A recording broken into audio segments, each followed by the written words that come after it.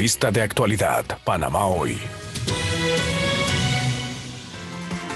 Bien, Venezuela sigue siendo noticia, sigue acaparando titulares a nivel internacional. Recientes publicaciones indican que la situación sanitaria en ese país está en su peor momento. Aunado a esto está la situación política en esa nación, con los últimos hechos que están ocurriendo, sobre todo en Barinas, y la elección de un nuevo gobernador. Para analizar el contexto actual, el panorama tras estas elecciones regionales, hemos invitado a Fabiola Sabarce, ella es representante de la Asamblea Nacional de Venezuela en Panamá. Señora Sabarce, muy buenos días, bienvenida a Radio Panamá. ¿Por qué es tan relevante lo que está ocurriendo en Barinas en las últimas horas? Se quiere mantener a Argenis Chávez, que es el hermano del difunto Hugo Chávez. ¿Tiene alguna relevancia política esta figura de Argenis Chávez? Y como le decía, ¿por qué es tan importante lo que está ocurriendo allá? Bueno, muchísimas gracias por invitarme. Buenos días a todos. Sí, como bien lo mencionabas, Argenis Chávez, hermanos del difunto Chávez, Barinas es un estado que tiene 20 años gobernado por el chavismo, porque es la cuna precisamente donde nació el difunto Hugo Chávez, y toda su familia se ha pasado el poder como una monarquía en ese estado. Entonces, es, digamos, un gran bastión en Venezuela que representa el chavismo. Y en su mismo bastión, con todas las condiciones adversas, porque no están dadas todas las condiciones para unas elecciones libres, justas y verificables, con todo y eso, precisamente el descontento del pueblo se hace sentir en estas elecciones que, repito, no reúnen las condiciones, pero que se abre una pequeña ventanita para que el pueblo se pudiera manifestar. Y como el sol no se puede tapar con un dedo, es muy grande la brecha que hay entre el candidato opositor, Freddy Superlano, y Argenis Chávez. Entonces, en un momento dado, detuvieron todo lo que fueron las actas, los conteos, pidieron llevar los conteos al Consejo Nacional Electoral en Caracas.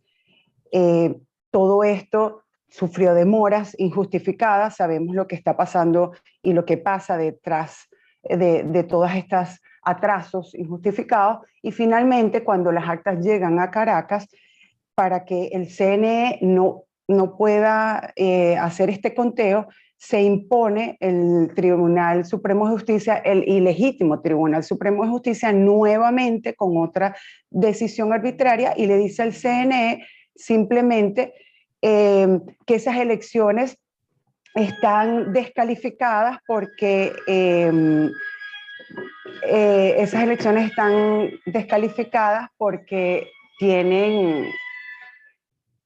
están descalificadas porque Freddy Superlano está inhabilitado.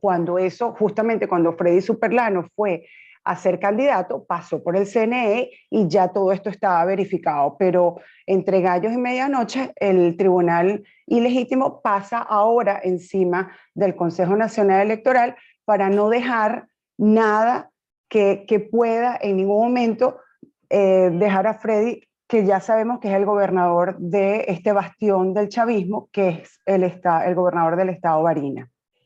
Fabiola, le saluda Alexandra Siniglio, ¿cómo está?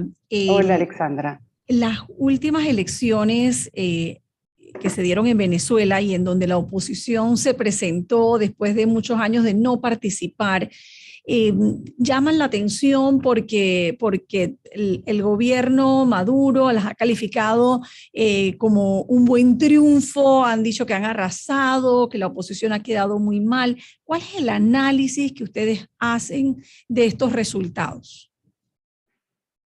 Mira, la desconfianza que existe en el pueblo venezolano, por un lado, es verídica y es legítima porque no terminamos de reunir las condiciones.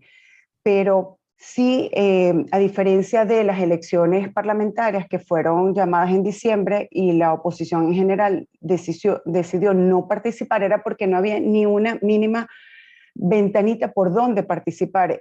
Aquí quiero hacer mucho énfasis en que no había ni siquiera una tarjeta en el cartón de votación que tú pudieras, que ese voto fuera precisamente a los candidatos de la oposición, porque nuevamente el Tribunal Supremo de Justicia, ilegítimo, nuevamente en otra decisión arbitraria, le quitó a las autoridades naturales legítimas de cada partido las tarjetas. Entonces no había por dónde ni siquiera llegar, no había ni siquiera una ventanita chiquita. En este momento, de luchar, de precisamente estar con esta presión internacional y esta presión interna también, se consiguió habilitar algunas tarjetas, como era la de la Mesa de la Unidad Democrática y la de Fuerza Vecinal, que fue prácticamente donde estas coaliciones democráticas se pudieron unir a través de los diferentes candidatos a alcaldías, gobernadores y consejos legislativos, ¿no? Y obviamente se hace un trabajo gigantesco, porque también los medios de comunicación están totalmente secuestrados en Venezuela, no hay manera de poderle llegar a la comunidad.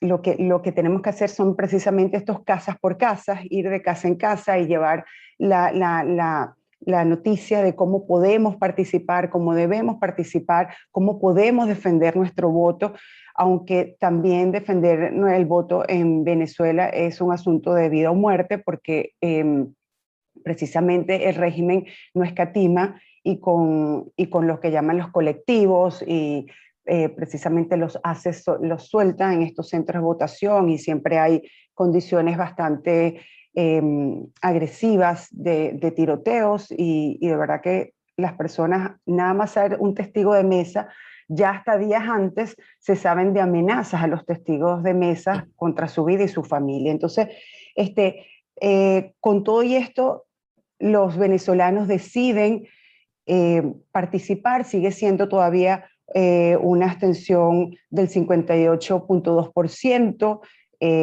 Estamos hablando entonces que participaron 8.1 millones de personas, de 21 millones de personas que son las que tienen registrado nuestro registro electoral, que sabemos que también tenemos que hacer un gran trabajo para depurarlo y trabajar en ese registro electoral.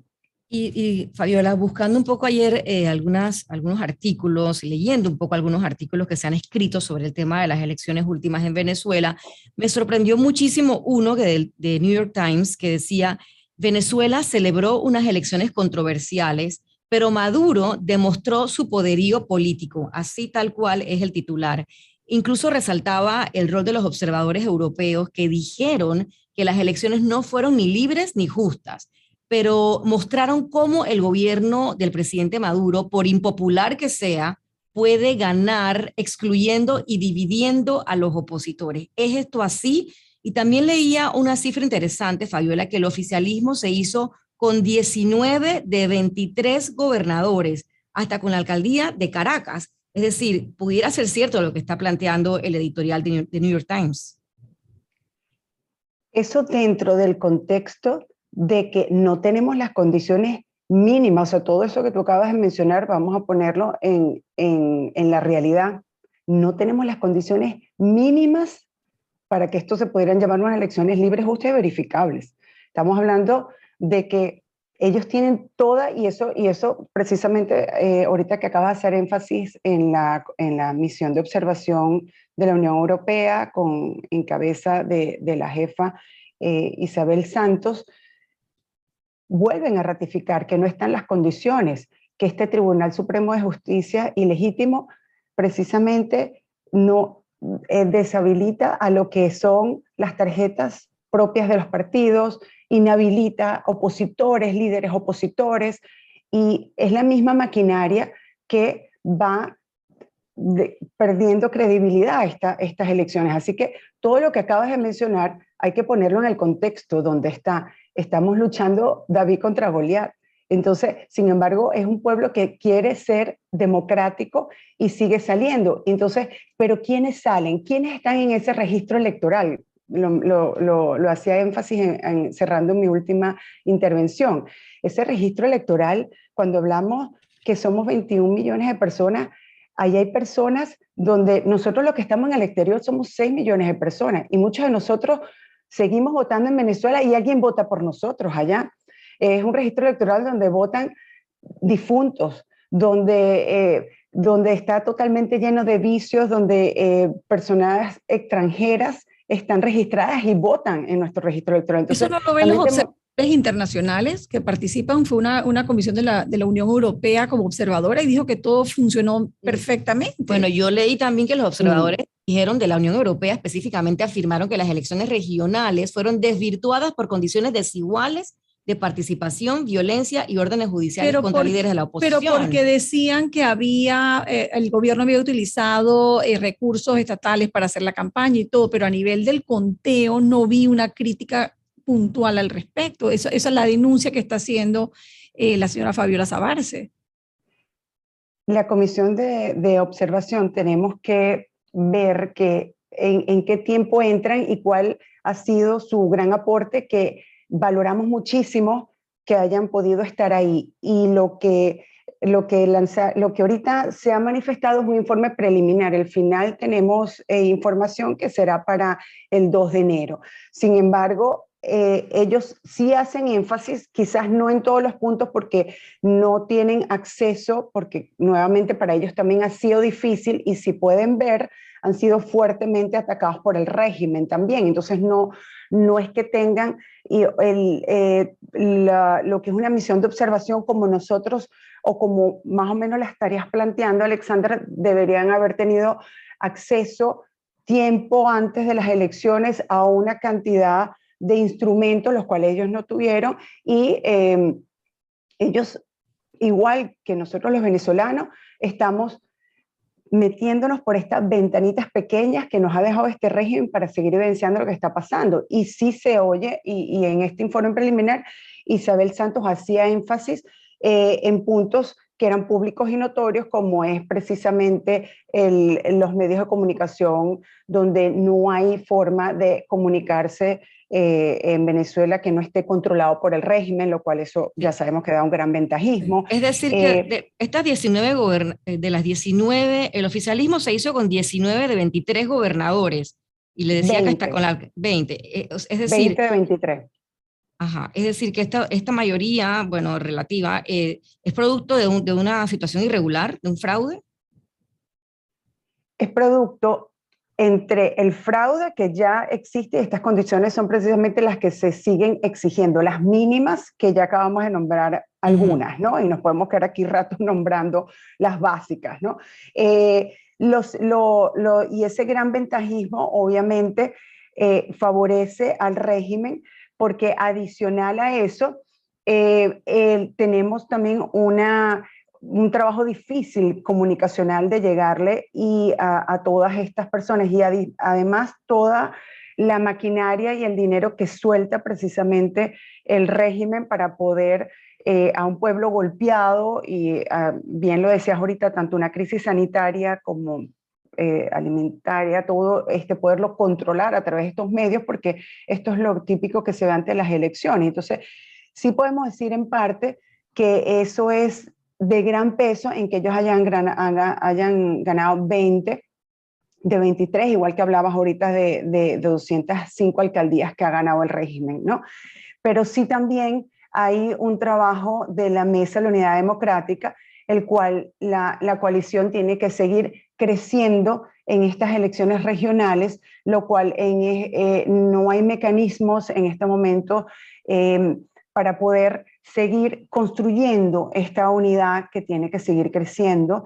El segundo estado más importante de Venezuela es el estado Zulia, y ese fue el estado que de los 3 gobernaciones que se ganaron fue el estado Zulia, el otro Cojedes, el otro Nueva Esparta, ¿no? El estado Zulia, y también se ganaron unas alcaldías importantes como fue la de Maracaibo, dentro, que es la capital del estado Zulia.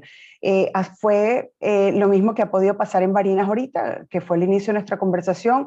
Fue gigantesca la brecha, que por mucha trampa que se quiso hacer, y de verdad que la unidad del pueblo y cómo se salió a defender su voto se pudo manifestar y es una muestra para levantar el ánimo y para poder decirle a la comunidad internacional sí estamos dispuestos, sí vamos a seguir luchando a través de los medios democráticos y también decirle al pueblo venezolano que no se cansa y que quiere a través del voto manifestar su voluntad. Y siempre que se habla de Venezuela, se habla de la oposición dividida, y eso ya es un tema que, bueno, se ha discutido bastante, pero hay quienes dicen que en el triunfo del partido gobernante tuvieron mucho que ver las divisiones internas justamente de la oposición.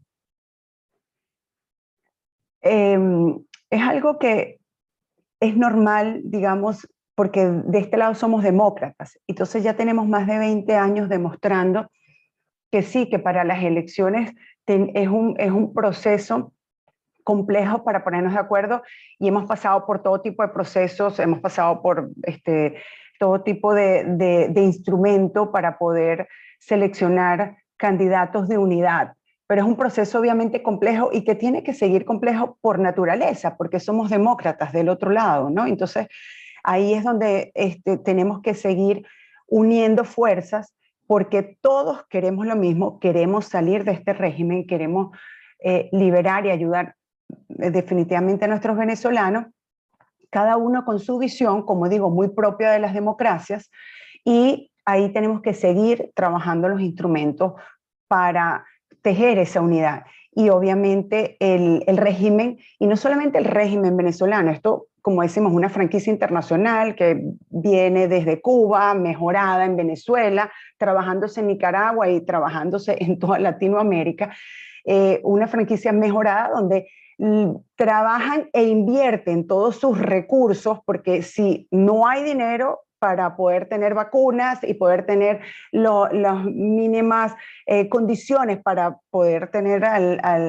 que necesita el pueblo venezolano, pero sí hay dinero para comprar grandes campañas internacionales, grandes propagandas, y en eso se invierte, en dividir a lo que es la unidad. Y eso es una de las bases de estas franquicias que vienen trabajando muy bien todos estos ejes que lo quieren llamar de derecha y de izquierda, pero no hay dictadura buena ni de derecha ni de izquierda.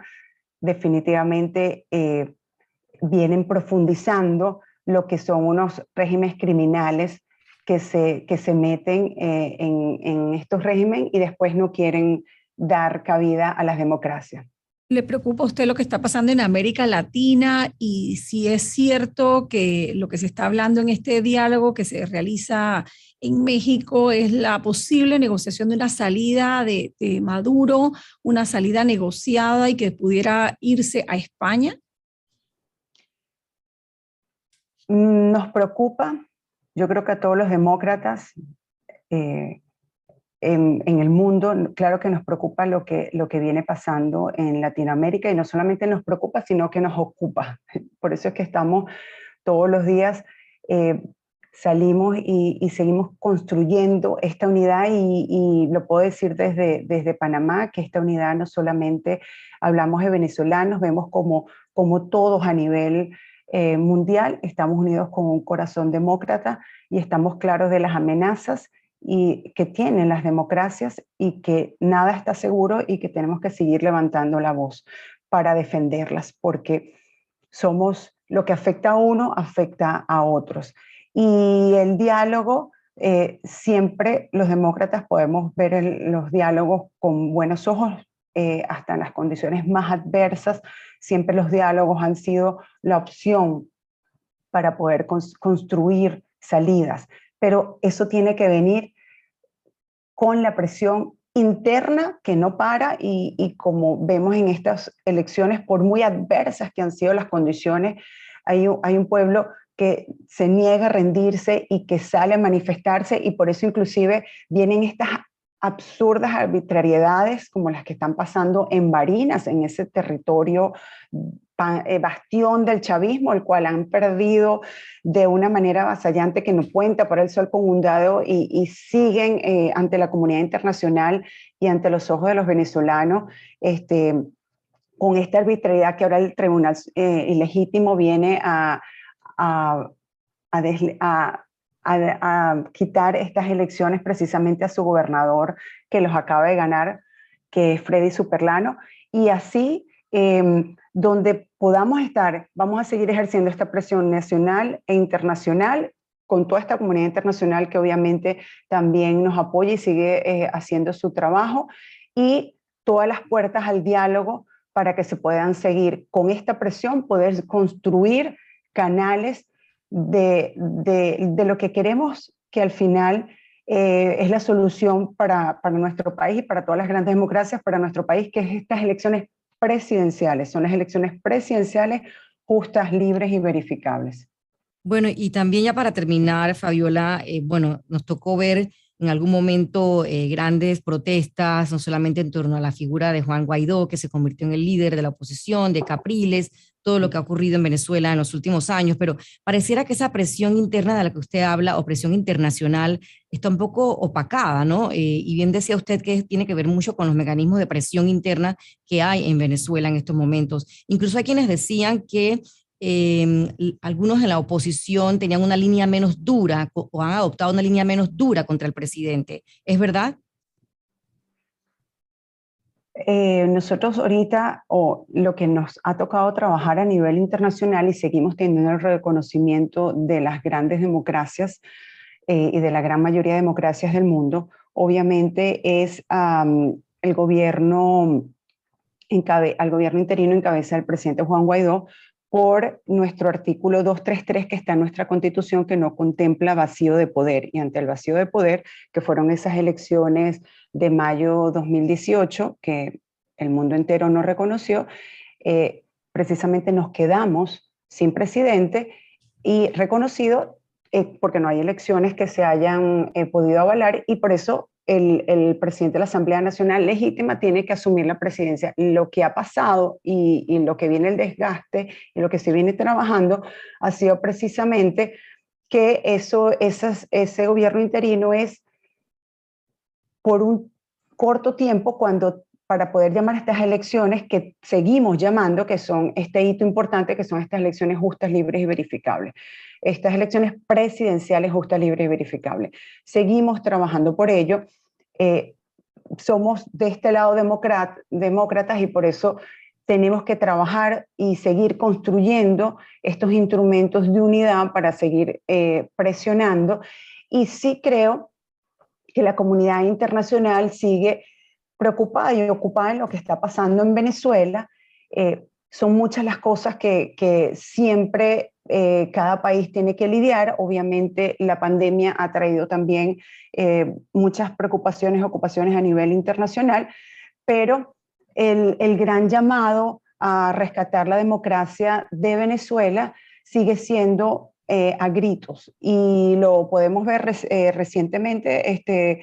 Viene un summit de las grandes democracias llamado por el presidente Biden, y llama justamente al presidente Guaidó a participar. Así que seguimos haciendo un llamado, vemos a la comunidad europea también pendientes y actuando y haciendo presencia en esas pequeñas ventanitas que se abren en el país para seguir forzando estas elecciones, que sabemos que con estas, cuando hablamos de la presión internacional, vemos también las sanciones que fueron ratificadas por la Unión Europea, vemos también el apoyo de Estados Unidos al gobierno interino, así que la presión continúa internacional, y la presión interna también continúa cuando vemos también cantidad de protestas, quizás opacadas, como te digo, no son fáciles presentar. Por eso para nosotros el trabajo internacional de ser caja de resonancia, lo que está pasando en Venezuela, es sumamente importante.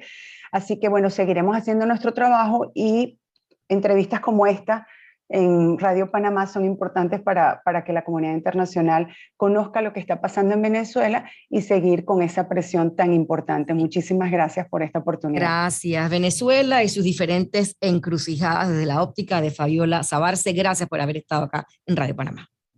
Y nosotros aquí en Radio Panamá le seguimos dando seguimiento a lo que ocurre en Venezuela diariamente en nuestros segmentos internacionales, Mirna. Un tema igual que lo que ocurre en Nicaragua, al que le hemos dedicado varios espacios de entrevistas porque sentimos que es importante conversar y que nuestros oyentes estén enterados de lo que ocurre en estos países. Por supuesto, porque está en juego, Alexandra, el futuro de la democracia en nuestra región. Vamos a una pausa. 7:37 de la mañana. Vamos a la pausa, regresamos con más. Tenemos más de entrevistas.